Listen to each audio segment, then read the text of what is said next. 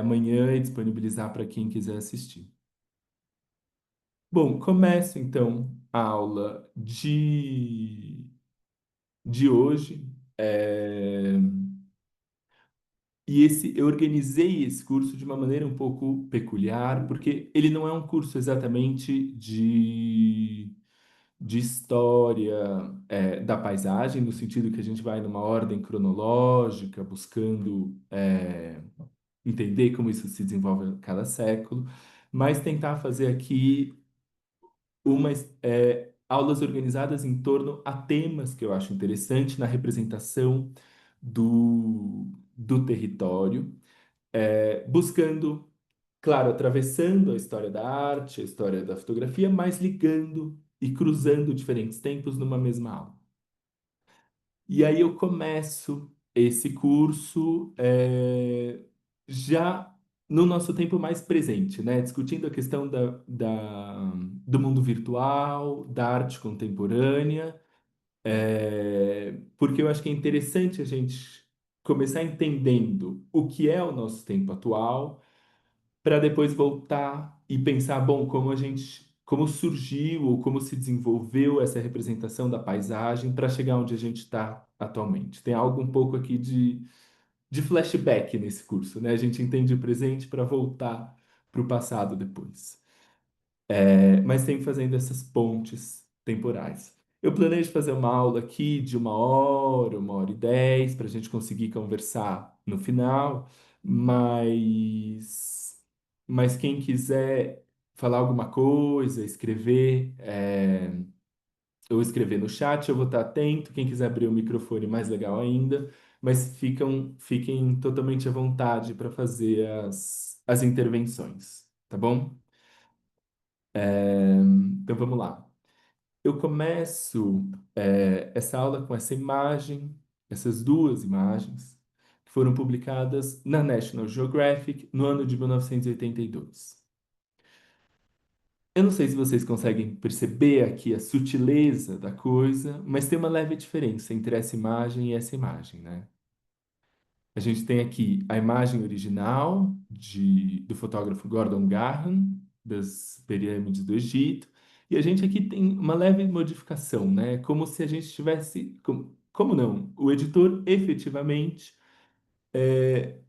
deslocou essa pirâmide da esquerda para aproximar ela aqui, né? A gente vê por essa cor. É, Essa aula é baseada, em parte, nesse livro chamado After Photography, desse pensador, escritor chamado Fred Richten, e ele traz esse exemplo, e ele comenta com o editor, em primeiro de tudo, olha, talvez existe uma manipulação da imagem que não é dita pela National Geographic, isso é importante falar, em nenhum momento dessa edição eles apontam que se trata de uma foto, enfim, de uma edição, né? E o Fred Richten vai falar com o editor e perguntar, olha, mas você não acha que tem algo antiético nisso? E o que o editor fala é o seguinte: não, eu acho que no fundo o que a gente fez é simplesmente uma viagem no tempo. É como se a gente tivesse voltado no tempo e ao invés de posicionar o fotógrafo nesse lugar, como se ele tivesse posicionado talvez aí um pouco mais para a direita. E as pirâmides saem justamente com essa sobreposição mais próxima para ter uma capa vertical perfeita. Isso chama muita atenção do Fred Richten, onde ele vai se interessar muito por essa questão da viagem no tempo. Ele vai falar, caramba, a fotografia, então, ela já não é esse momento onde você faz, senão ela é essa possibilidade do ir e vir no tempo que a própria manipulação digital nos permite. Ele acha isso tão forte que ele coloca esse ano de 1982 como a entrada, ou como um marco, pelo menos, da entrada da era digital na fotografia.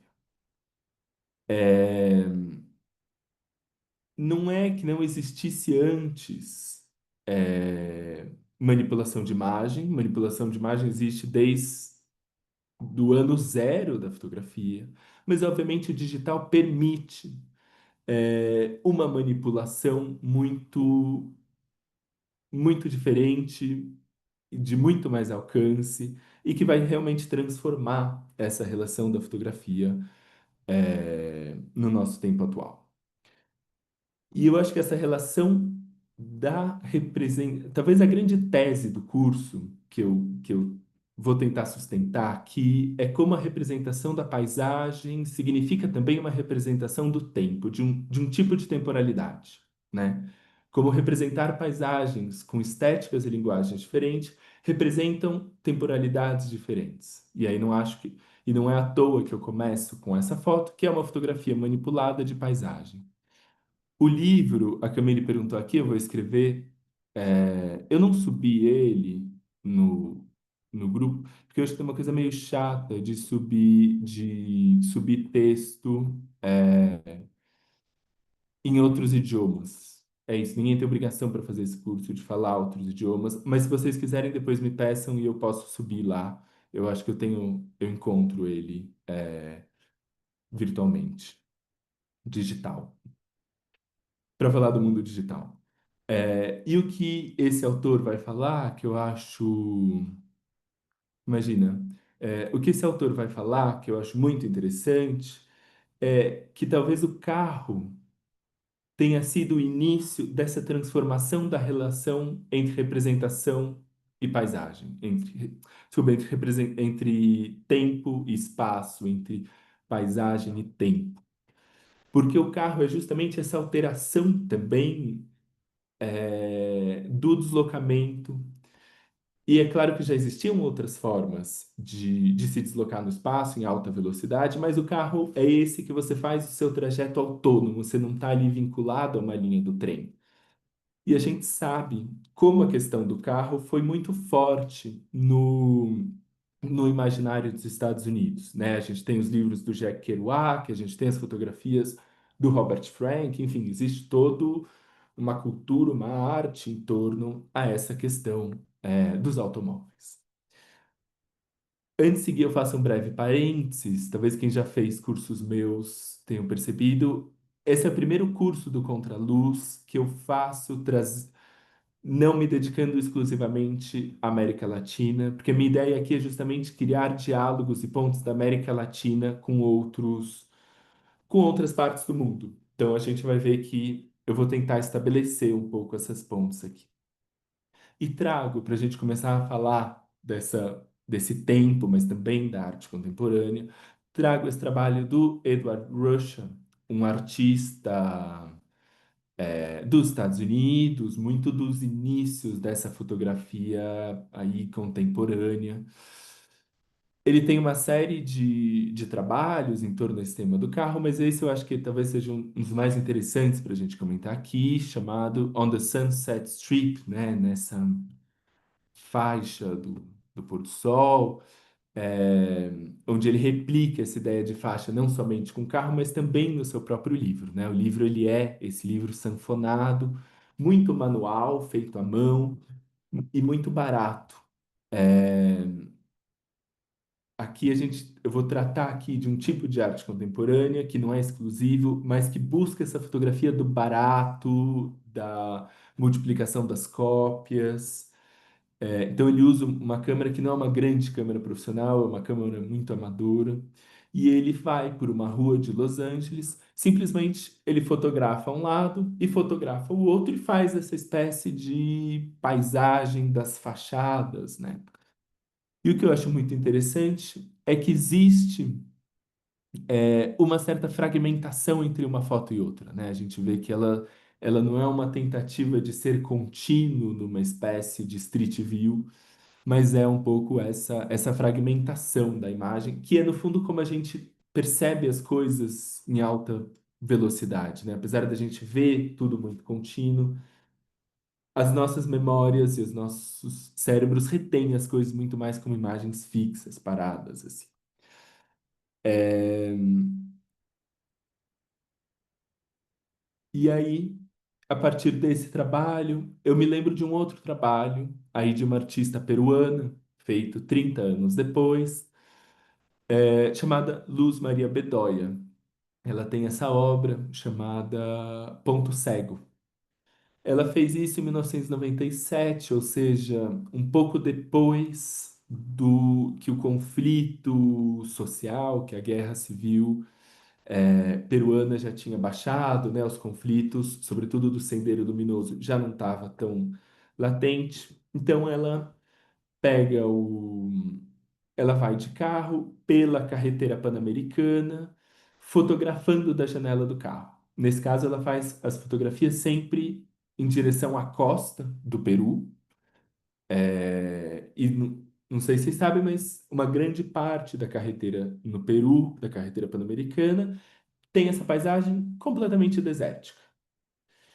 E o que eu acho aqui muito interessante é essa fotografia que ela tem algo do monótono, do repetitivo, que ele é quebrado pelos seus pequenos eventos, aquela construção velha, mas que de uma certa maneira ela é esse grande horizonte desértico, plano, né, onde a linha do horizonte está sempre mantida é, ali no terço de baixo, assim. Eu não sei se vocês sabem, a carretera pan-americana ela é essa grande estrada que vai ligar aí quase toda a América do Sul, na verdade. É, enfim, na verdade até atravessa pro Panamá ali. E, e o que eu acho muito bonito nesse trabalho é, primeiro que ele tem também essa questão do barato. Ela também está usando uma câmera muito amadora, muito de pequeno formato, assim. E ela se utiliza dessa quilometragem um pouco abaixo para localizar a fotografia num espaço. Mas é muito interessante porque esse espaço ele é localizado, mas ao mesmo tempo ele é completamente ilusório, né? Ele é uma informação que, no fundo, não tem uma relação com o lugar, mas ela é uma imposição externa de toda uma codificação social para identificar é, um lugar, né? A gente tem aqui quase uma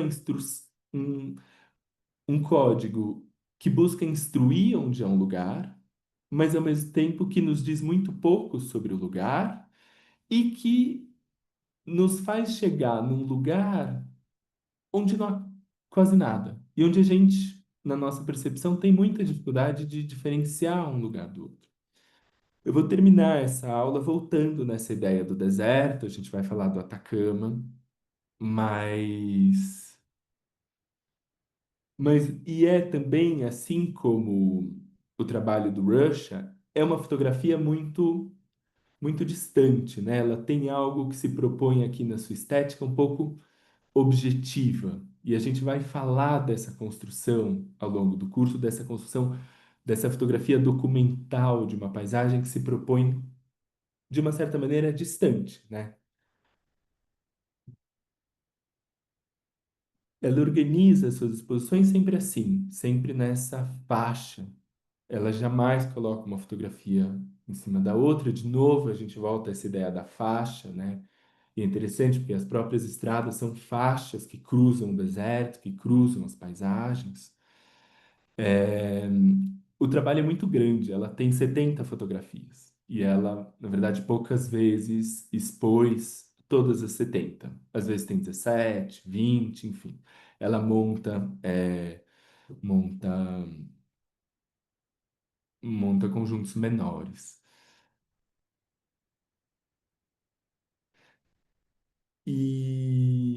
Mas essa ideia, então, esse quase um fetiche do carro, com a paisagem, assim, nos leva para esse outro trabalho de um artista dos Estados Unidos chamado Doug Ricker. Ele tem essa série de fotografias, onde a gente vê aqui. É, eu não sei se dão conta de como essa fotografia foi feita. Ele queria fazer uma grande viagem de carro pelos Estados Unidos, como tantos fotógrafos fizeram, a gente vai falar disso, talvez alguns de vocês já conheçam, mas nesse momento da vida ele não conseguia. por motivos pessoais, familiares, ele não conseguia pegar o carro e ir. E o que ele faz é, ele entra no Street View e começa então a fotografar o Street View. Ele começa a viajar pelo Google Maps, encontrando essas imagens. E aí eu acho que tem uma série de coisas muito interessantes para a gente pensar. A primeira delas é como ele está tentando aqui replicar uma temática já muito consagrada, dessa coisa dos subúrbios dos Estados Unidos. Ele não está interessado em ir no centro de Manhattan, ele está interessado em ir nos subúrbios das cidades, assim. Mas tem um deslocamento do caráter do artista, né? Do fazer do artista. Ele já não, o artista aqui já não é a figura que vai lá fazer a imagem, o criador da imagem. Ele se torna, num certo sentido, quase um curador do mundo de imagens que já nos são dadas a priori por essa máquina, né? Por essa grande plataforma. E aí me faz muito pensar como a tecnologia. Eu fico pensando um pouco nesses filmes de ficção científica, sabe? Em que as pessoas viajavam em grandes naves e você se teletransportava fisicamente. E como talvez o que a tecnologia tenha apontado seja um outro caminho. Seja um caminho onde nós nos tornamos mais sedentários e a nossa imagem se desloca. E a gente não precisa se deslocar todos nós aqui para nos encontrarmos, mas a nossa imagem se desloca e a gente se encontra nesse mundo que não está pisando no terreno, né? Nesse mundo que flutua, que é esse mundo virtual, enfim, tudo mais. E como o próprio fotógrafo, a partir daí, né? O fotógrafo, se a gente pensar na história, é o cara que mais se coloca diante do mundo, né? Ele só podia antes fazer as imagens estando diante. Enfim, tem toda uma teoria da fotografia do índice, eu posso falar um pouquinho disso mais para frente, mas de repente esse lugar do fotógrafo ele é retirado. E aí o fotógrafo está diante de uma tela, ele já não está mais diante do mundo, né? É, e ele, assim como a Luz Maria Bedoya também usa um tipo de identificação é, dessas imagens para identificar onde foram feitas, mas ela já não é nem mais a quilometragem que a Luz Maria Bedoya usava aqui, né? Que a gente tem aqui embaixo, que está relacionada à estrada, mas ela é o código dado pelo Google Maps. Então, enfim, a gente já tem aqui uma outra identificação muito vinculada e muito imposta pelas plataformas virtuais. É, bom, deixa eu passar um pouco mais as fotos para a gente falar, né? Mas é interessante porque não é aleatório, ele tem uma busca específica, muito particular, assim, que é essa paisagem um pouco de estranhamento, tanto é que ele sempre tira essas fotos na menor resolução possível. Outra vez, o interesse pela baixa resolução nas artes contemporâneas. É, E ao mesmo tempo ele tem um interesse pela cor muito forte, né? A gente vê um estranhamento de cor, aqui tem um roxo, né? Um magenta, enfim, essas cores um pouco contrastadas. Ele estava olhando muito nesse momento o trabalho do Stephen Shore.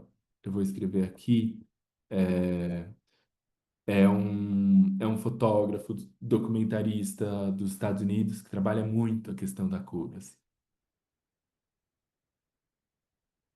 Talvez essa talvez seja mais Stephen Shore que eu trago aqui. Mas tem esse interesse muito pelo acontecimento que não é um acontecimento, né? Ele não é ali uma documentação da vida muito cotidiana, que é o que ele pode fazer, assim.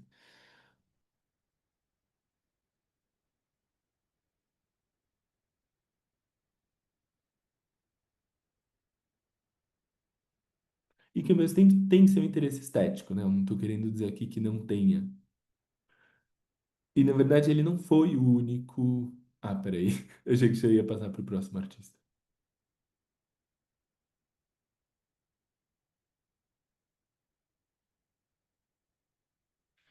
Mas é interessante como as tecnologias nos impõem miradas, né? Olhares, maneiras de olhar. Então a gente tem sempre a mesma altura, porque ele no fundo é, ele tá muito limitado por essa tecnologia, mas ele faz uso disso de uma certa maneira. E ele não é o único, como eu ia dizendo. Michael Wolff é um fotógrafo alemão, que também tinha esse desejo.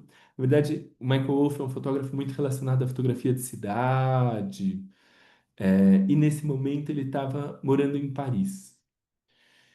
E ele não conseguia se vincular à cidade de Paris, assim, né? Ele queria sair para fotografar, mas acho que tem uma coisa de Paris já ter sido muito fotografada, já existe um olhar muito próprio, assim. E ele disse como alemão que não conseguia se relacionar e fez algo muito semelhante, inclusive na mesma época. Ele vai pro Google Street View e começa então a fazer seu ensaio. Só que o olhar do Michael Wolff é outro. A gente já está aqui numa discussão que ele é quase do fotojornalismo. Ele está buscando os acontecimentos. Né? A gente tem essa van pegando fogo aqui dentro. A gente tem essas pessoas caindo na rua. É até um pouco cínico, assim. Mas tem outra vez, essa maneira de ver o mundo já através das imagens que já existem, assim, né? Eu fico muito pensando nisso, e aí eu trouxe a conferência do Krenak, não vou trazer aqui na aula, mas eu coloquei aqui umas referências, para a gente pensar um pouco sobre isso. Eu acho que é interessante a gente refletir sobre como, a partir do momento que a gente se limita a lidar com as imagens já pré-existentes, se a gente não está limitando a nossa própria imaginação, né? Se a gente limita a maneira de fazer imagem, a gente limita a nossa experiência diante desse território. Eu acho que é uma coisa para a gente pensar, assim. E o Michael Wolff, ele, talvez mais explicitamente do que o Doug Rickard, ele realmente fotografa a tela. E ele fotografa com isso, com o mouse.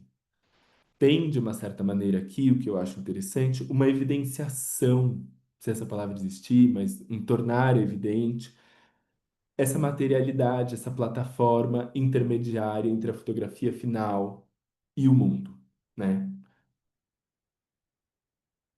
E é engraçado, voltando nessa foto, porque tem algo até de instante decisivo, né? Quem conhece o trabalho do Henri Cartier-Bresson, que fala sobre essa questão do instante decisivo, o Michael Wolff está buscando isso. E é um instante decisivo que não é feito por ele, é feito por uma máquina automática do Google. Enfim.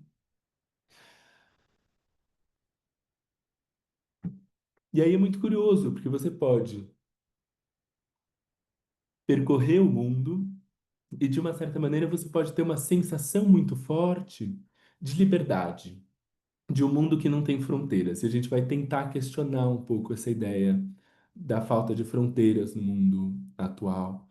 Mas é como esse mundo virtual que circula sem limitações, assim, né? E no fundo, você já não precisa pertencer, você já não precisa ir ao lugar para para fotografá-lo, né? Enfim, acho que essa ideia da globalização vai estar muito forte na nossa discussão hoje. O que eu ia falar mais? Não, o que eu ia falar, que eu acho interessante, é que o Michael Wolff manda essa série, que é obviamente uma série mais larga, maior, né? Eu trago aqui uma parte. Ele manda para o WordPress Photo, numa categoria de fotojornalismo, e ele ganha uma menção honrosa. E aí, isso é todo um auê no mundo do fotojornalismo, porque isso é ou isso não é fotojornalismo. É uma grande discussão para a gente ter depois, se vocês quiserem. Essa eu acho a foto mais bonita. Eu acho. Enfim, essa eu realmente acho muito bonita. Alexandre, É, sim, pode falar, posso fazer Flávia. só uma observação que Por favor. eu estou achando bem interessante, além da ausência de limites de fronteiras, como você colocou aí, a ausência de limites também de regras de composição, de tudo. As fotografias realmente são totalmente livres, né? as composições. A gente vê que não segue regra nenhuma. Estou achando bem interessante isso. Sim, você tem toda a razão. Esse é um ótimo comentário.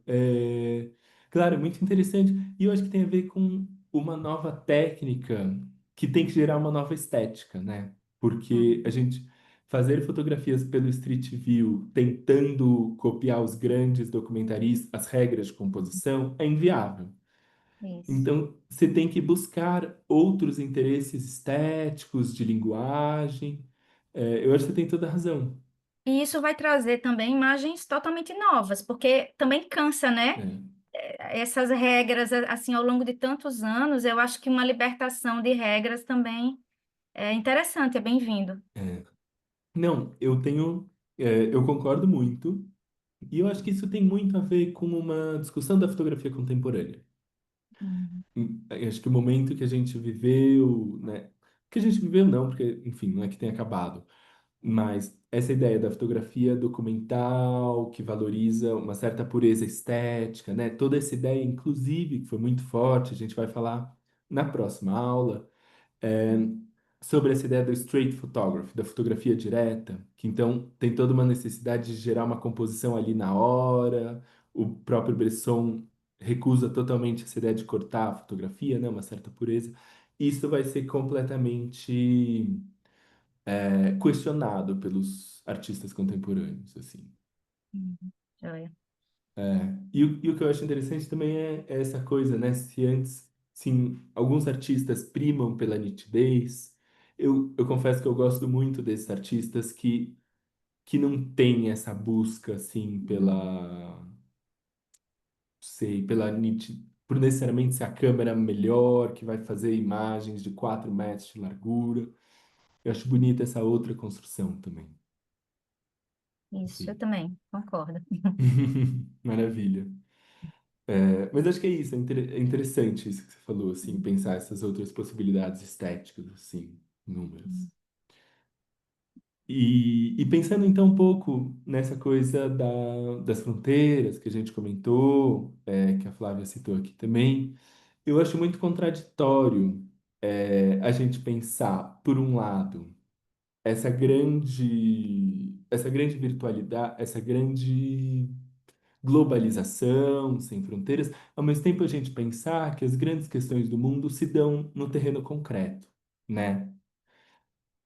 E aí, eu não sei se vocês sabem, mas eu descobri preparando essa aula, em 2001, quando acontecem as Torres Gêmeas, existiam 17 muros no mundo que dividiam países. Nos dias atuais, a gente tem mais 70 muros que dividem dois países. E aí é uma contradição muito doida, porque é esse período histórico em que a gente fala de globalização, de liberdade de ir e vir, de enfim, mas onde os mundos estão sendo, onde os países estão sendo cerceados e onde as pessoas estão sendo cerceadas. E de uma certa maneira, a própria ideia do muro, ela é, ela é uma virtualidade, né? Ela é uma imposição muito hierárquica, traçada num mapa, e que interfere diretamente no território.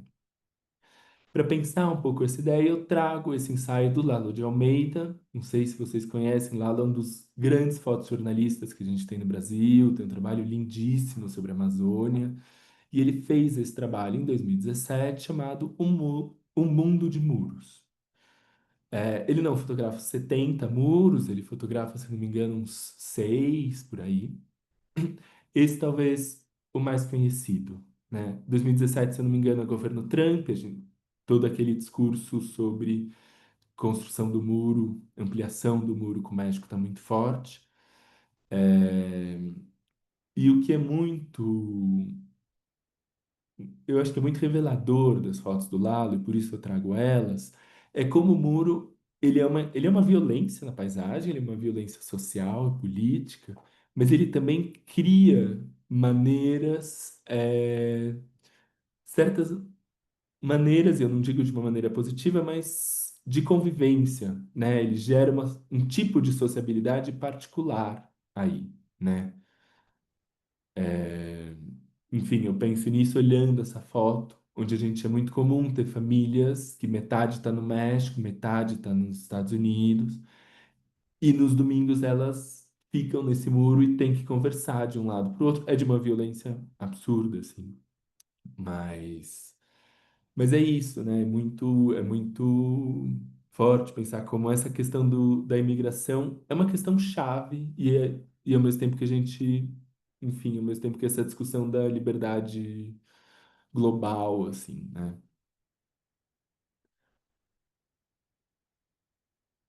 Essa é uma escola que tem frente ao muro. É, essa foto é lindíssima. No site do Lalo vale muito a pena ver, porque tem não só as fotografias, mas tem também documentários que ele fez. Então tem da Cisjordânia, tem da Cisjordânia, tem de Israel, e Palestina, e tem o próprio do Brasil, de Cubatão, descendo a serra, para quem é de São Paulo. Aqui o da Cisjordânia.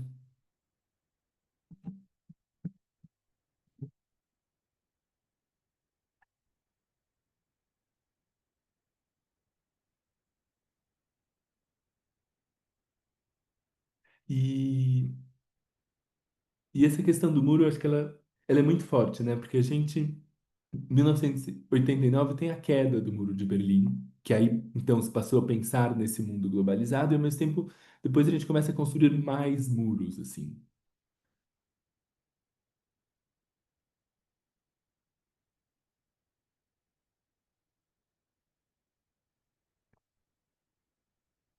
Esse é o de Cubatão, do Brasil, onde ele não está separando dois países, mas ele está separando uma comunidade que vive aí na beira dessa estrada e as pessoas que descem de carro, né?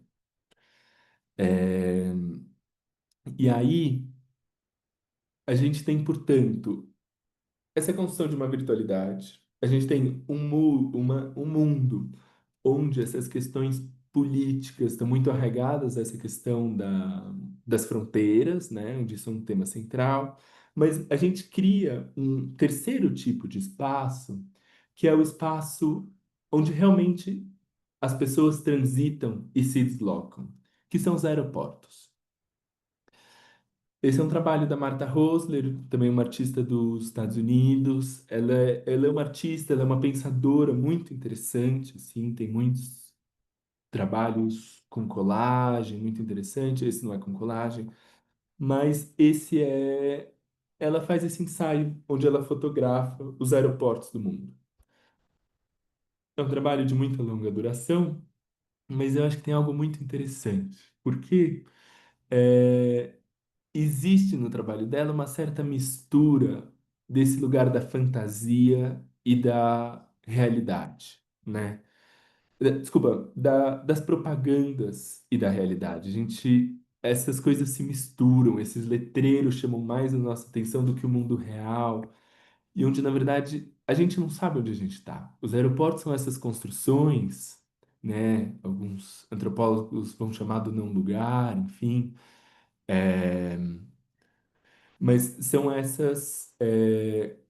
esses edifícios onde a gente pode estar em qualquer lugar do mundo. Você chega no aeroporto de Zurique, você poderia estar no Japão, você poderia estar no Brasil, entendeu? Não existe uma relação entre a identidade do lugar, a cultura e o lugar propriamente, né? É, talvez a única exceção que eu faça seja o aeroporto de Cuba. Eu não sei se alguém aqui já foi para Cuba, chegou no aeroporto internacional José Martí, mas você chega ali e fala, tá, eu tô em Cuba verdadeiramente. Não sei em que tempo exatamente, mas é Cuba. De resto, você tem uma ausência de lugar, uma ausência de tempo, de cultura, de identidade, assim. Enfim, volto nessa foto um pouco para essa questão das propagandas, das telas. Essa frase é muito boa, né? Talvez haja um substituto para a experiência. Pensando do empobrecimento da experiência humana na relação com o lugar é muito interessante. E ao mesmo tempo é isso, esse lugar que ele é ele é de tudo, onde as pessoas passam muitas horas, mas elas não voltam, elas estão e não estão ali, né?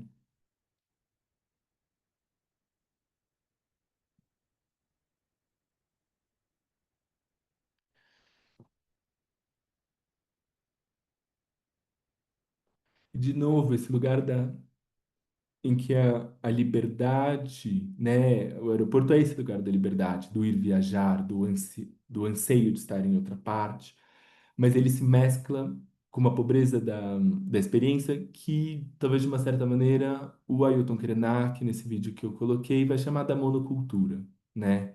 Dessa experiência que não é múltipla, é diversa, mas ela é, ela é um lugar genérico, onde você replica uma mesma experiência.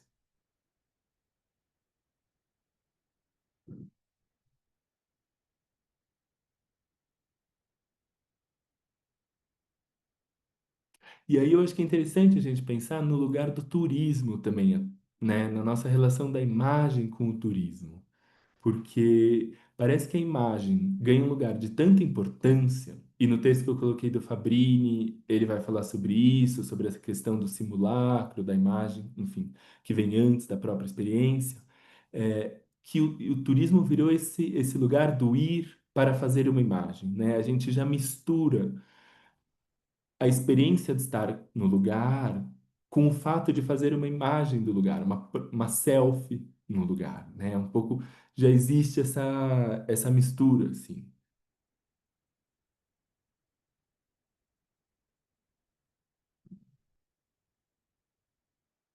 E um pouco o que falou a Flávia também, a gente também está numa outra busca estética aqui, né? A gente não está naquela perfeição, naquele desenho, naqueles tons bonitos. A gente tem uma luz estourada aqui, a gente tem, enfim. É isso, uma fotografia que a gente não entende, mal composta, né? É, enfim.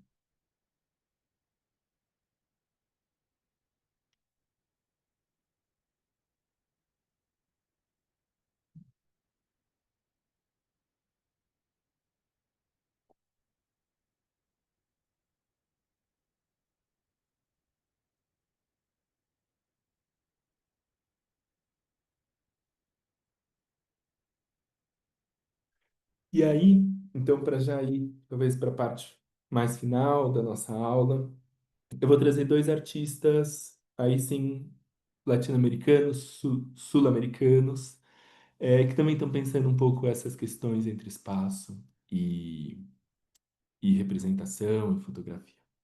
O primeiro deles é o Hugo Aveta, um artista argentino, formado em arquitetura, também estudou cinema, e que tem esse interesse pelos lugares de memória, né? O que que vincula um lugar à memória desse lugar. E ele tem esse trabalho, então. Aqui, todos os lugares que foram lugares de repressão, de violência, na Argentina ou nos países vizinhos. É, Só que eu não sei se vocês se dão conta aqui exatamente do que. Talvez se a gente passar para essa seja um pouco mais fácil de entender. Parecem, no primeiro momento, fotografias noturnas feitas no lugar, mas se a gente olha com atenção, a gente começa a se dar conta que não é o lugar, mas é uma maquete, na verdade. Uma maquete muito bem feita, de alta precisão, assim. Eu estudei arquitetura, jamais faria uma maquete como essa, por isso eu já admirava também esse trabalho. Mas, mas isso gera uma série de questões interessantes, né? De pensar onde reside a identidade de um lugar, portanto, onde está essa memória, porque a gente vincula essas maquetes, essas fotografias ao lugar, ao mesmo tempo não é o lugar.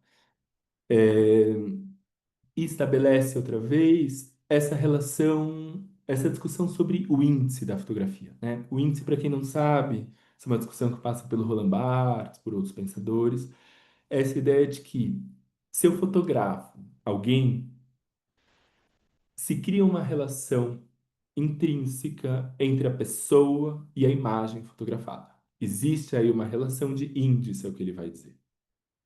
Outras pessoas, Rosalind Krauss também vai dizer, enfim. É, mas aqui a gente não tem uma fotografia feita do lugar. A gente tem uma fotografia feita de uma cópia do lugar. E aí a gente tem essa relação de índice, ou a gente não tem, né? É, é muito semelhante, talvez, o que a gente estava vendo com as fotografias de, mais ou menos, nessa ideia, tem um paralelo com o que a gente via com as fotografias do Street View, né? Existe aqui uma materialidade intermediária entre a câmera e o objeto final, né? Enfim, esse é o centro de detenção, tortura e extermínio dos mais grandes, com uma das histórias mais duras na Argentina, La Perla. Esse é os Arquivos do Terror, que é uma biblioteca cheia de documentos, um pouco documentos que mostram o horror da ditadura no Paraguai durante a ditadura do Stroessner. Aqui talvez a gente se dê um pouco mais de conta que se trata de uma maquete. Mas tem um pouco esse estranhamento, né, do ser, não ser, e ao mesmo tempo ele tem aqui uma construção totalmente atemporal, né? A gente começou falando do tempo, que é uma fotografia de 2012, mas que a gente não sabe exatamente quando, né? Ela poderia ter sido facilmente feita em outros tempos, né? Ela remete a um tempo passado, feita em 2012.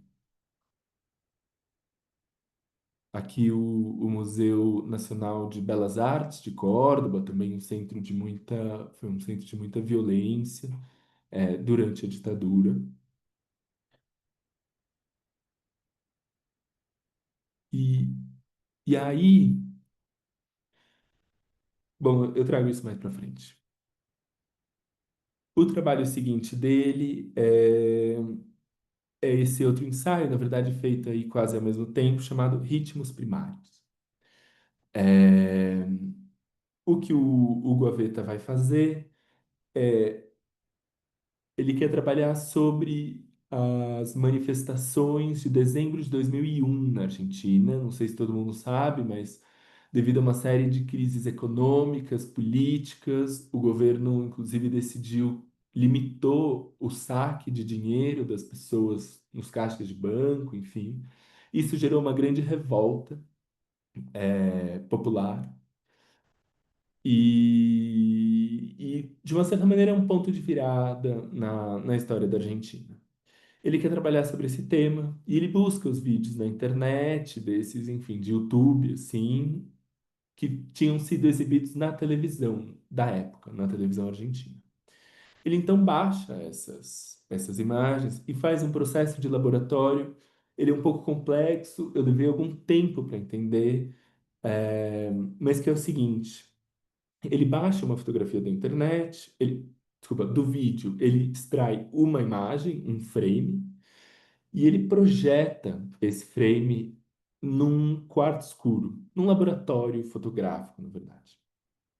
Ele projeta e sobre um lenço, um pano com um revelador, e a partir disso a imagem surge, né? Só que ao mesmo tempo que ele não fixa essa imagem. Então, ao mesmo tempo que ela surge, ela vai ficando escura, escura e vai desaparecendo. Então, antes que ela desapareça, ele com uma câmera de filme infravermelho fotografa essa imagem que está nesse lenço, enfim.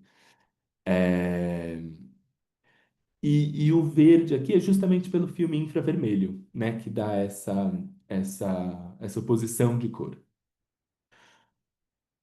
Eu acho fotografias muito expressivas, vou passar algumas aqui, onde ele está trabalhando esse cenário, essa paisagem da cidade durante esses conflitos.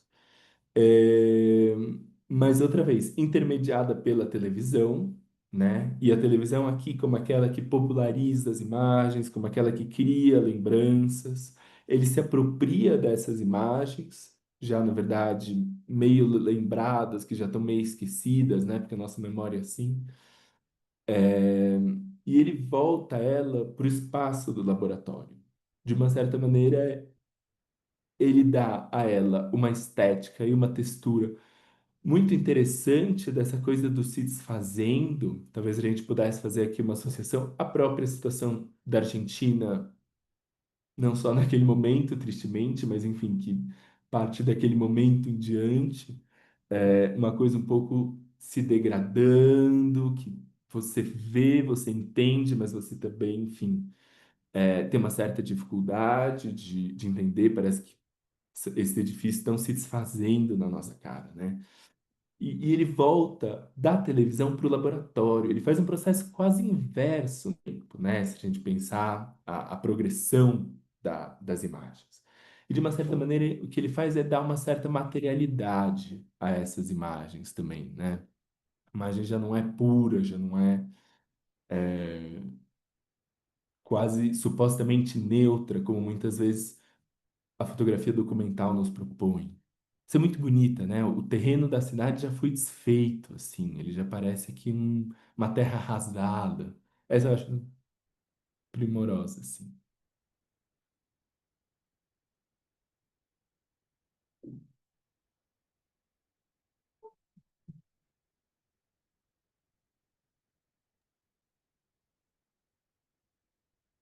Flávia, quer falar?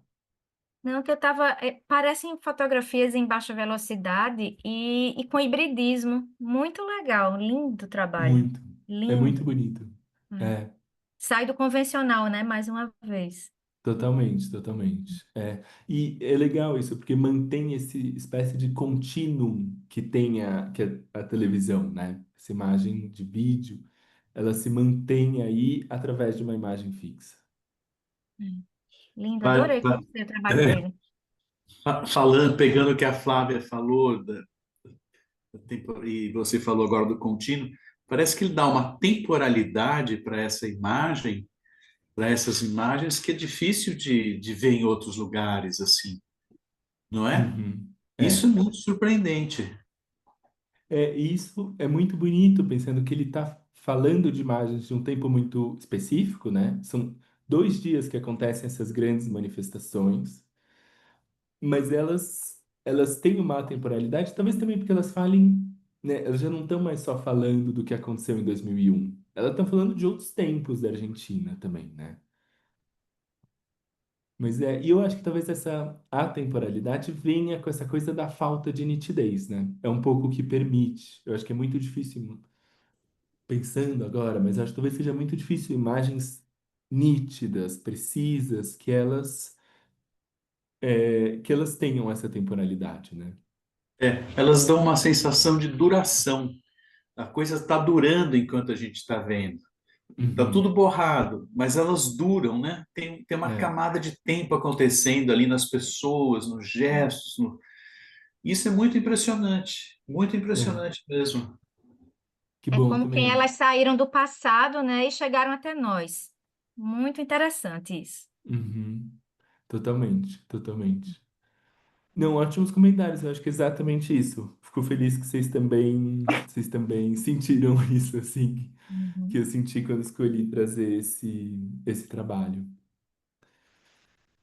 É, E o que eu tava falando? Eu tô falando da materialidade, né? Como ele traz essa materialidade a partir do momento que volta para um trabalho mais manual do laboratório. E aí eu volto muitos séculos aqui. Mas para a gente pensar uma questão que eu acho que é fundamental quando a gente fala de virtualidade, que é pensar a questão da materialidade.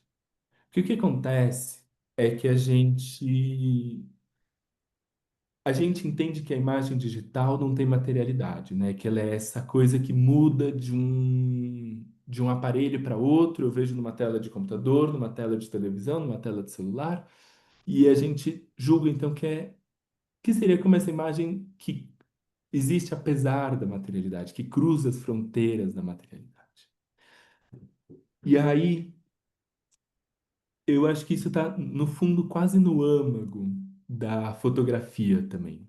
Pensando aqui a fotografia mais tradicional, como essa que a gente vê aqui, é, a gente às vezes tem muita dificuldade de entender a diferença entre uma fotografia e o real, né? Como a gente entende a fotografia como mais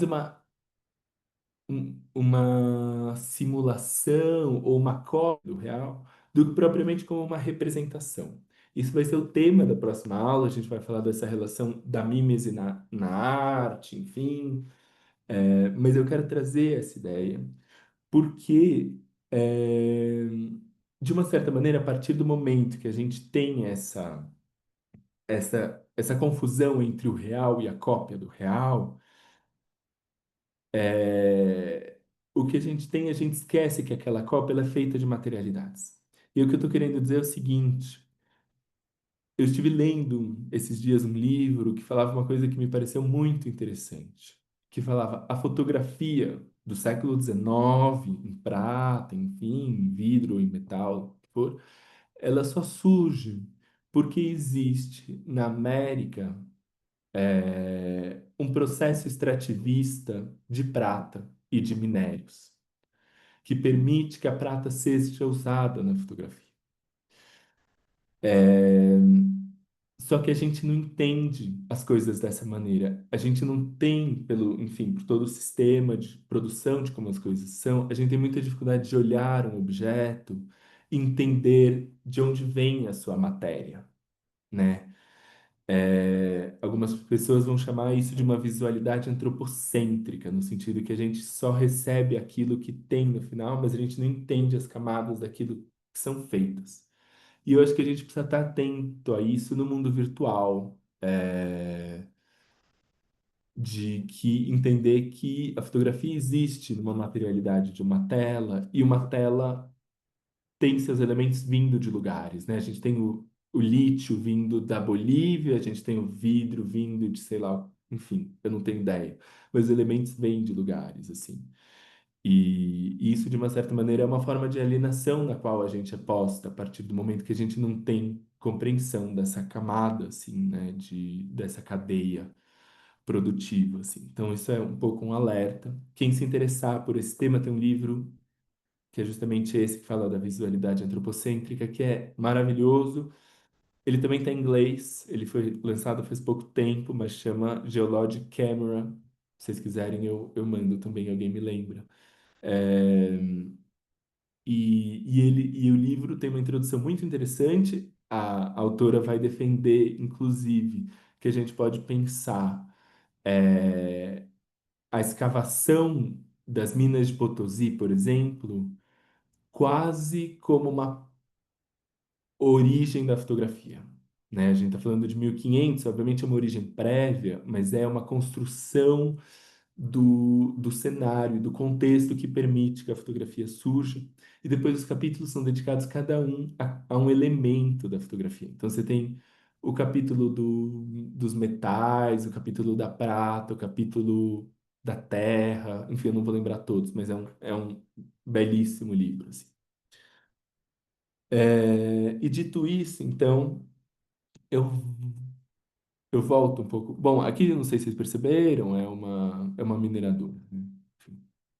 É, eu volto para as nossas artes contemporâneas para fechar com o trabalho dessa artista chamada Celeste Rojas Mujica, que é uma artista chileno-argentina, nascida em 1987, e ela tem esse trabalho chamado Exercícios de Aridez.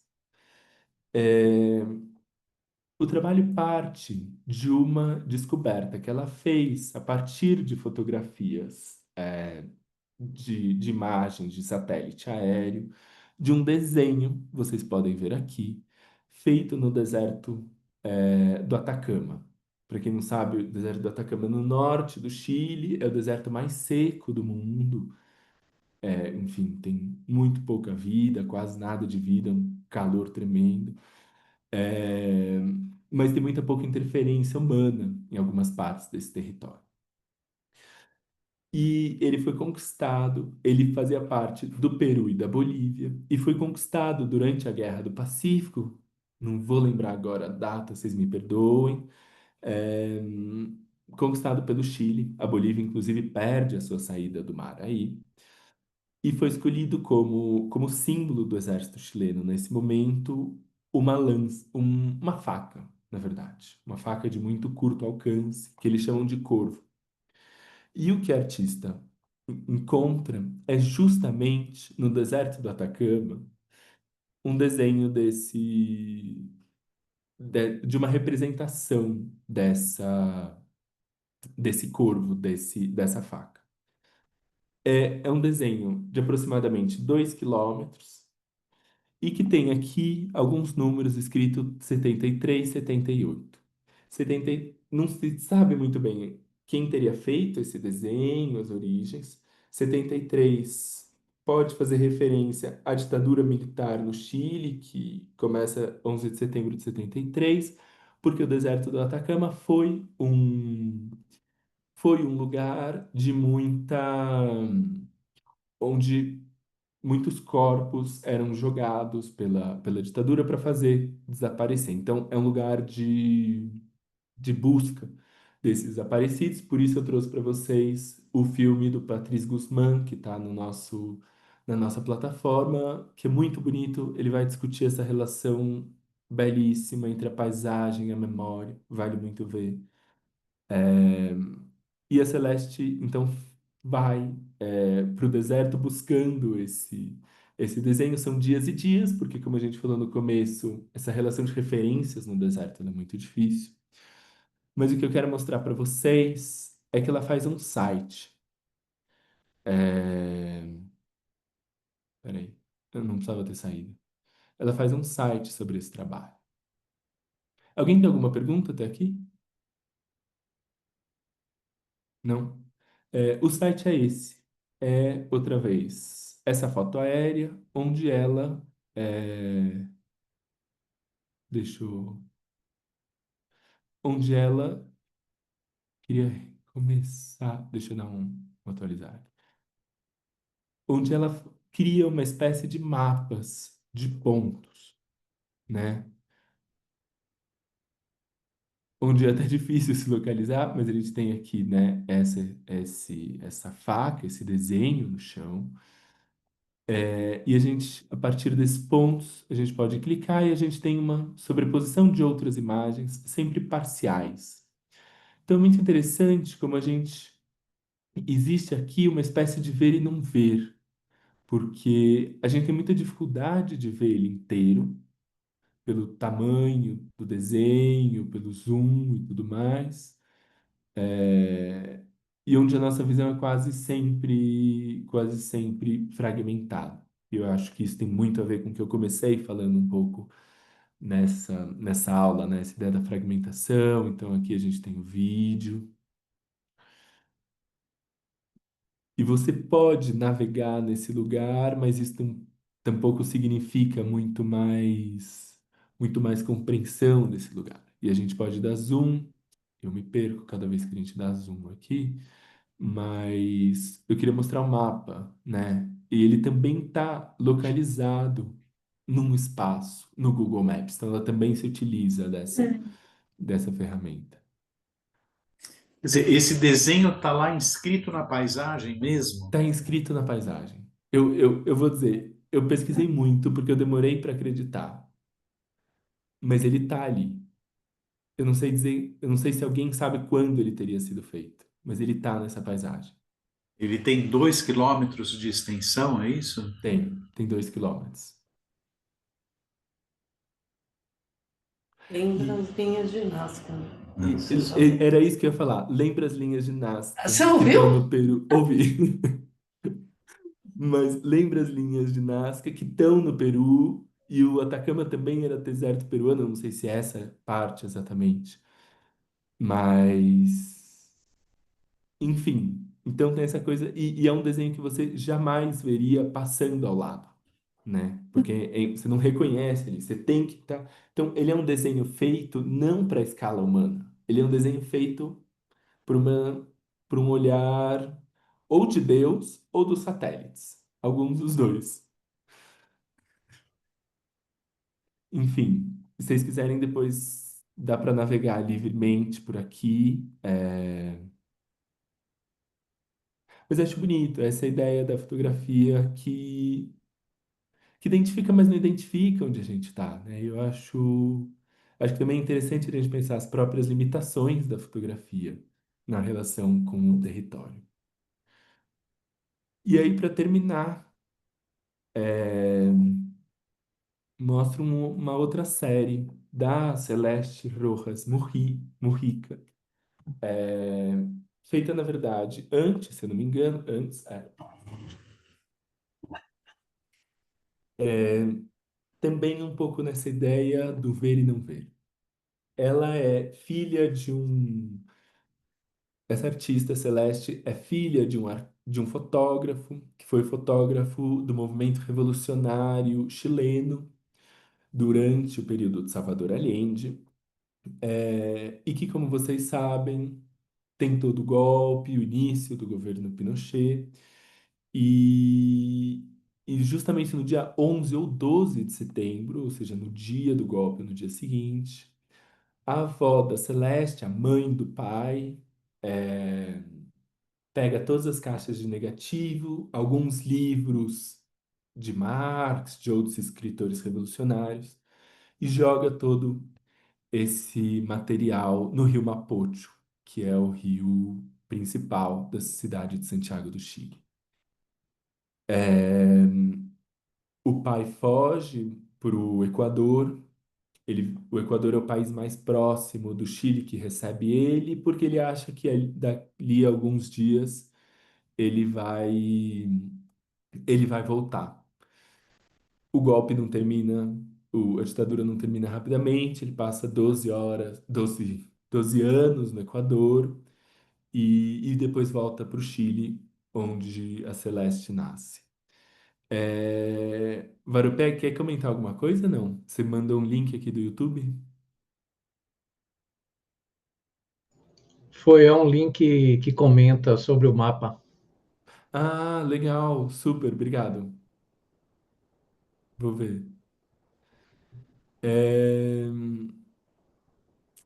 e a Celeste, então, decide trabalhar com alguns poucos negativos que ela encontra na casa da avó, que tinham sido feitos pelo pai, é, e que sobram. E ela começa a digitalizar esses negativos. Só que ela não se interessa pelos negativos que mostram as coisas, mas não justamente por essas partes dos negativos que são veladas, que a gente, né, não vê, que o filme queimou.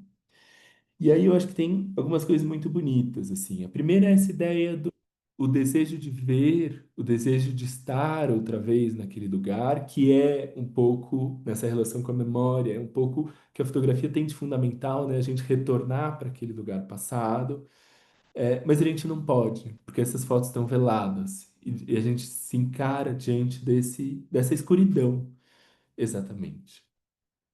Só que não é uma escuridão completa. A gente tem esses pontos brancos que são as sujeiras, que são é, todas as marcas, as ranhuras, que mostram também uma passagem do tempo. Então, é bonito aqui como a gente tem esse desejo de ver algo que a gente não vê, mas a gente vê o tempo representado nessas, é, nessas marcas, assim. E que, de uma certa maneira, também remetem a algo, talvez, da noite, de um corpo celestial, e, portanto, quando a avó teve que jogar esses materiais no rio, mas talvez também, de uma certa maneira, remete ao céu, e aí, se a gente for fazer um paralelo com o trabalho anterior, o Atacama, não sei se vocês sabem, é o céu mais limpo do mundo. Se alguém quiser ver, enfim, as melhores estrelas, os grandes telescópios do mundo, alguns dos, estão no Atacama. E aí é bonito, porque a gente tem esse paralelo entre o céu que está nos olhando, né, que está representado aqui, e esse deserto, né? Enfim, tem um pouco essa, acho muito bonito, assim. E aí, alguns trabalhos, isso não é um zoom, isso é uma das fotografias, elas também têm essas frases, que são frases ditas pelo pai, ou escritas pelo pai, na verdade, quando, quando ele sabe que ela vai trabalhar com as fotografias dele. É, e aí ele fala, tem essas frases, por exemplo, assim aprendi a me mover na completa escuridão, por exemplo. E ela de novo associa isso a um slide fotográfico, né? Então, que tá em negro, então outra vez o ver sobre o não ver, assim. É, e que eu acho que talvez também nos permite pensar outras relações com o território, né? Do exílio, da memória. Então já não é o trabalho de paisagem que busca representar a paisagem que está em frente, senão enfim, outros cruzamentos, cruzamento do afeto, da memória, da lembrança, do tudo mais, assim. E por isso que eu trouxe o filme do Tarkovsky do espelho, porque eu acho que ele dialoga com isso. O filme do Tarkovsky é um pouco autobiográfico e cruza os tempos, cruza as memórias, cruza o afeto do Tarkovsky, ou do personagem representado, né, pelo Tarkovsky com a mãe, enfim. Também acho que tá aí nesse filme, assim. Eu encerro a aula por aqui, eu não sei, é, tempo, estamos bem.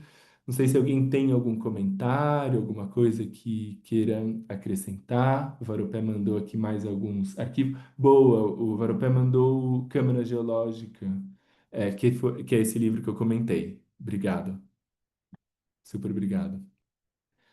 É, alguém mais quer fazer É, comentários? boa noite. Eu já peço desculpa por não estar com imagem, mas eu estou com internet muito ruim. Mas eu queria que você comentasse assim, você acha que hoje a paisagem, por todos esses artistas que você mostrou, ela está muito distanciada da vivência criativa, que as pessoas não conseguem se aproximar da paisagem e por isso tem que passar por uma paisagem pelo emocional, pela história, pela política, por outras questões? É uma excelente pergunta. É uma pergunta muito boa. E eu acho que a gente vai ter que pensar junto, eu não vou ter a resposta.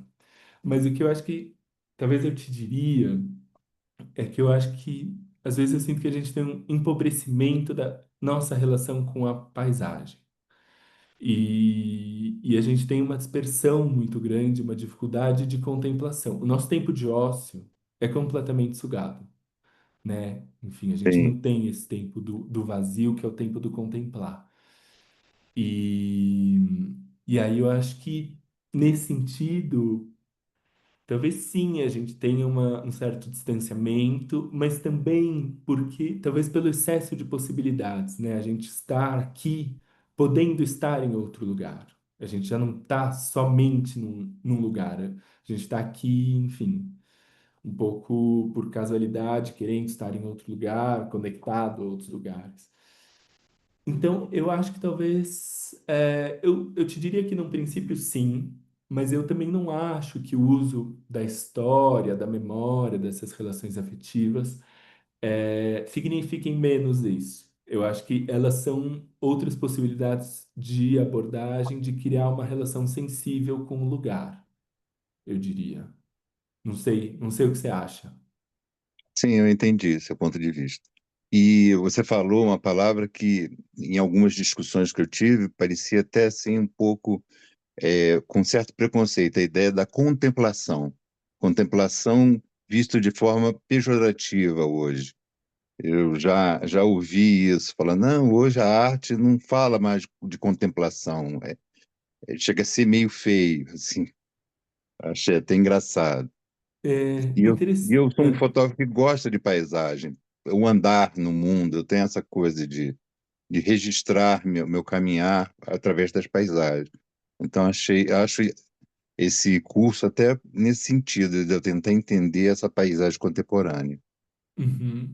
Legal, legal. Não, eu também sou, e eu acho que a gente não pode perder esse vínculo com os lugares. Eu acho que o próprio ato de caminhar, ele é um ato fundamental, assim.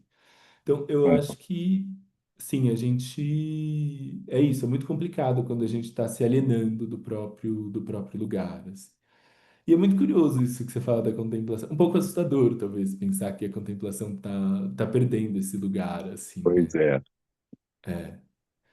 E eu acho que não é à toa que a gente tem esse boom de, sei lá, artes interativas, exposições interativas, porque, né, enfim, o ver é muito entediante, né?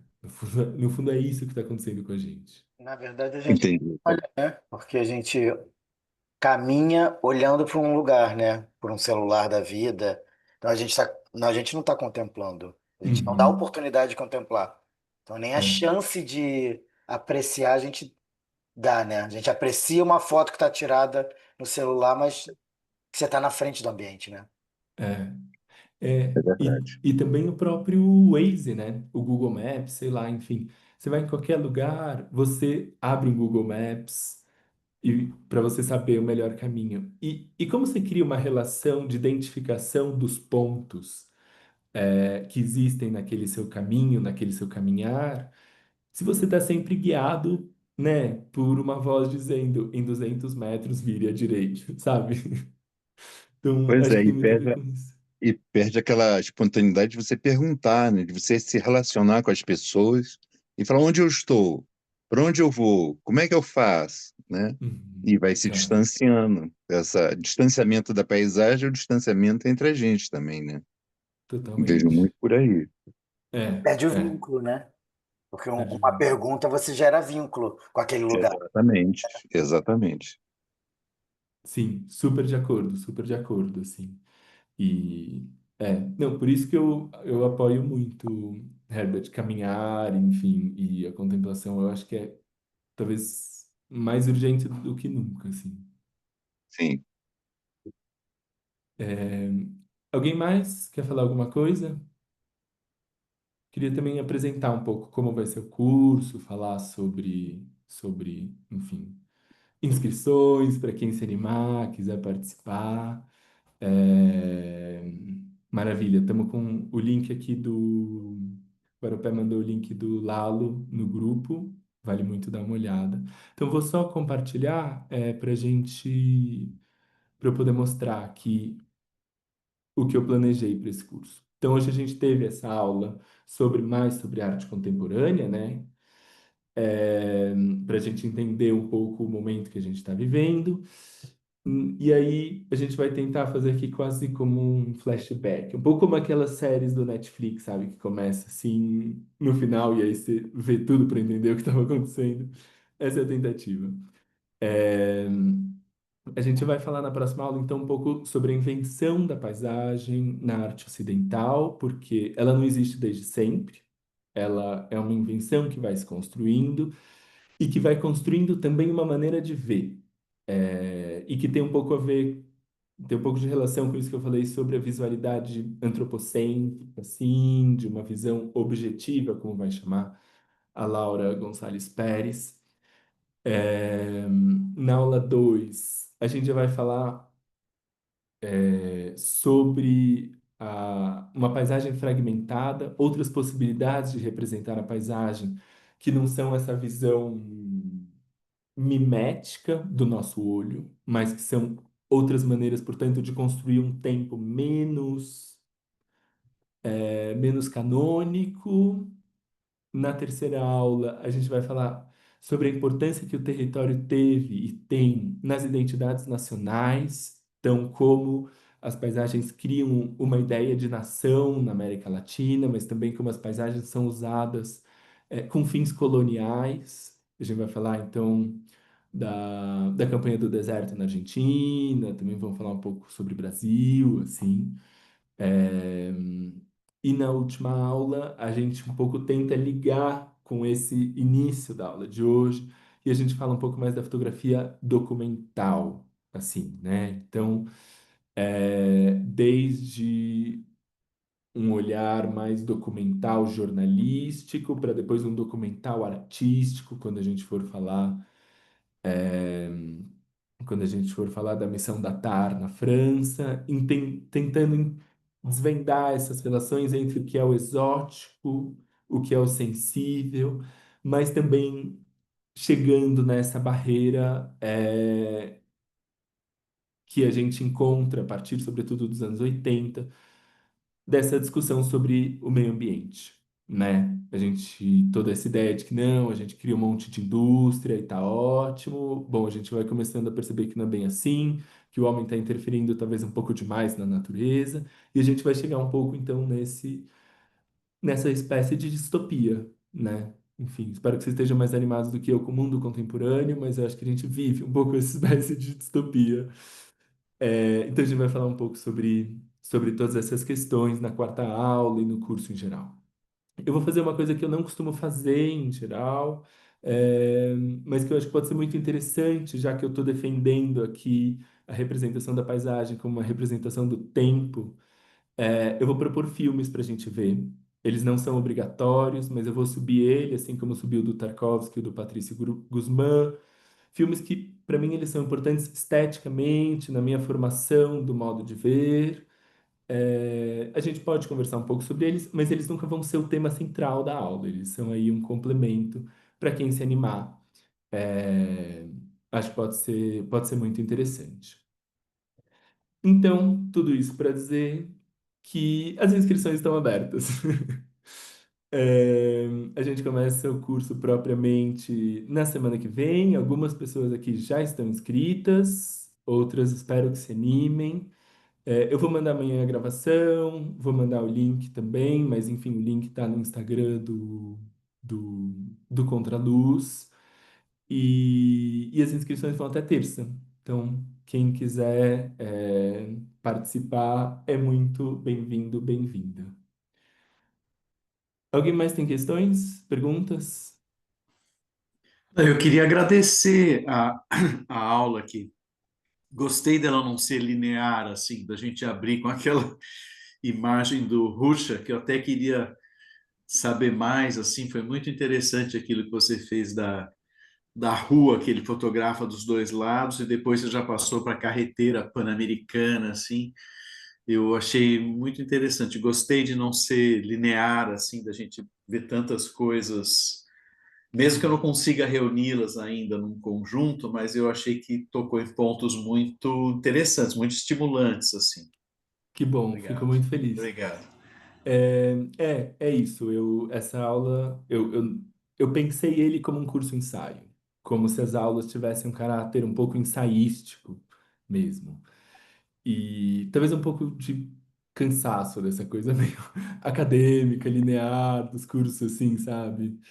E falei, não, tem que ter outras maneiras da gente pensar a imagem, da gente pensar e da gente ter espaço para cruzar a fotografia com outras coisas, sabe?